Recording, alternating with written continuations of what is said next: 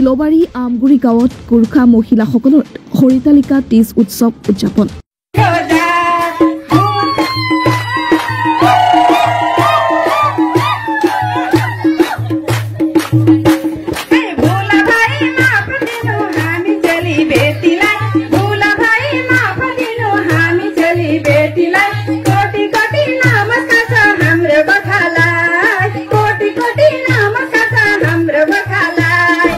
গোৰ্খা সম্প্ৰদায়ৰ মহিলাসকলে পালন কৰা এক অন্যতম উৎসৱ হৈছে তীজ উৎসৱ।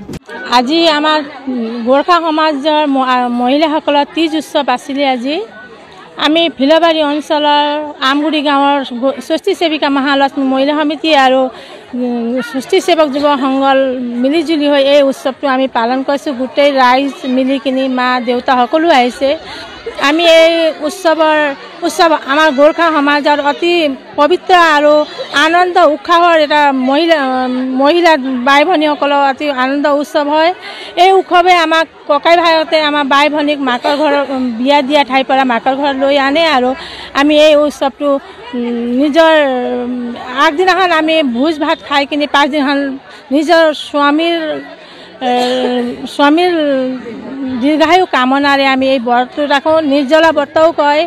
এই ব্ৰতটো শিৱৰ পাৰ্বতীয়ে শিৱক পাবৰ কাৰণে এই ব্ৰতটো থৈছিল বুলি তাহানি যুগৰ পৰা প্ৰচাৰিত হোৱা এই ব্ৰতটো আজিও আমাৰ গোৰ্খা সমাজে আজিও এই ব্ৰতটো আমি পালন কৰি আহিছোঁ। সকলো মহিলা মিলি জুলি এই ব্ৰতটো আমি কৰোঁ। এই উৎসৱক হৰিতালিকা তীজ বুলিও কোৱা হয়।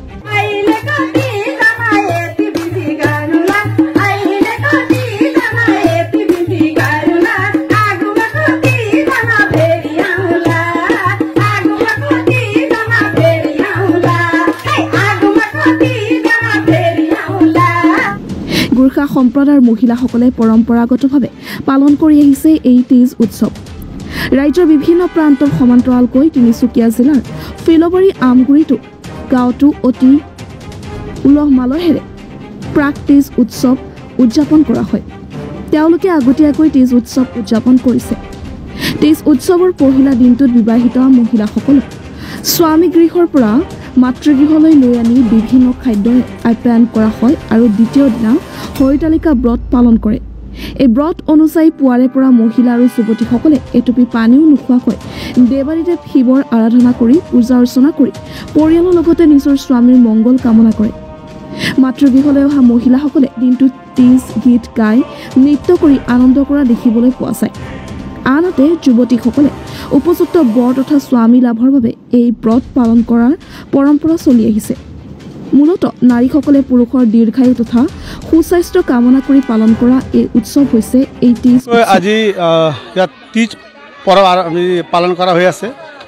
তীজ পৰব হৈছে আমাৰ গোৰ্খা জনগোষ্ঠীৰ মহিলাসকলে বছৰেকীয়া হিচাপে পালন কৰা এটা পৰব। ইয়াৰ তাৎপৰ্যটো হৈছে যে পাৰ্বতীয়ে ভগৱান শিৱক পাবৰ কাৰণে যি আৰাধনা দি তপস্যা কৰিছিলে সেইখিনিৰ লগত সংগতি থাকি এই তীজ পৰব পালন কৰা হয়। ইয়াতে আমাৰ ইয়াৰ উদ্দেশ্যটো হৈছে যে যিসকল অবিবাহিত কুমাৰীসকল আছে তেওঁলোকে নিজৰ ইচ্ছা অনুযায়ী বৰ পাবৰ বাবে, আৰু যিসকল বিবাহিত আছে তেওঁলোকে নিজৰ স্বামীজন সুস্থকৈ থাকক, উন্নত হওক, বিভিন্ন মনোকামনাৰে এই তীজ পৰব পালন কৰা হয়। আজি বিশেষকৈ আমাৰ ফিলবাৰী অঞ্চলৰ আমগুৰি গাঁৱত ষষ্ঠী সেৱক যুৱক সংঘৰ কাৰ্যালয়ত এই ধৰণে তীজ পৰব পালন কৰা হৈছে। তেওঁলোকে 2-3 দিন আগতে কৰে। তাৰ অৰ্থটো হৈছে যে তীজ পৰবৰ দিনা চবে নিজৰ মাকৰ ঘৰলৈ যায়।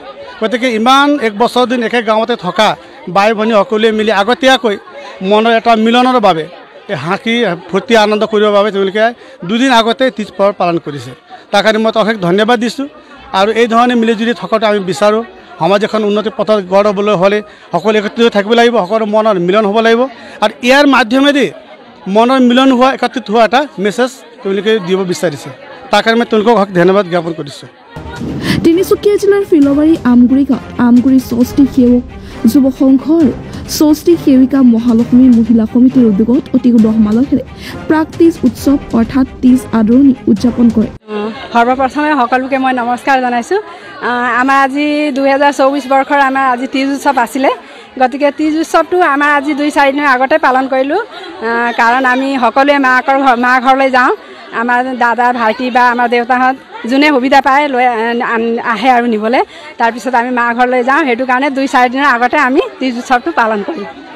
আমি ফিলবাৰী আমাৰ আমগুৰি গাঁৱত আমগুৰি আমাৰ স্বস্তি সেৱিকা মহিলা সমিতি হৈ যুৱক সংঘ হৈ আমি মিলা প্ৰীতিৰে আমি এই তীজ উৎসৱটো আজি পালন কৰিছোঁ আছে বহুত ডাঙৰ মহত্ব আছে আমাৰ তীজ উৎসৱটো আমাৰ গোৰ্খাসকলৰ পৰম্পৰা আমাৰ পূৰ্বপুৰুষৰ পৰাই আমাৰ এই তীজ উৎসৱটো আমাৰ পালন কৰে গতিকে আমিও মানে পূৰ্বপুৰুষৰ পৰাই আমাৰ আইতা মা আমাৰ দেউতা সকলো পূৰ্বপুৰুষৰ পৰাই আমাৰ পালন কৰি আহিছে গতিকে আমিও পালন কৰি আহিছোঁ আমাৰ দৰ বুলি কয় আগদিনাখন আমাৰ হৰিতালিকা আমাৰ আগদিনাখন দৰ হয় সেইদিনাখন আমাৰ নানা ব্যঞ্জনেৰে আমাৰ মাছ মাংস পায়স যি পাওঁ আৰু আমাৰ চিয়াল ৰুটি বুলি কয় ঘূৰণীয়া ৰুটি সেইবোৰ সকলো ব্যঞ্জনেৰে আমি ভোজ কৰি তাৰপিছত পিছদিনাখন আমি নিৰ্জলা ব্ৰত বুলি কয় আমি জল নাখাওঁ সেইদিনাখন পানীও নাখাওঁ আমাৰ স্বামীৰ দীৰ্ঘায়ুৰ কামনা মংগলৰ কাৰণে তাৰপিছত আমি পানীও নোখোৱাকৈ আমি ব্ৰত লৈ গধূলি আমি পূজা কৰোঁ পণ্ডিতক আমি দান দক্ষিণা কৰি পূজা কৰোঁ পিছদিনাখনহে আমি পানী খাওঁ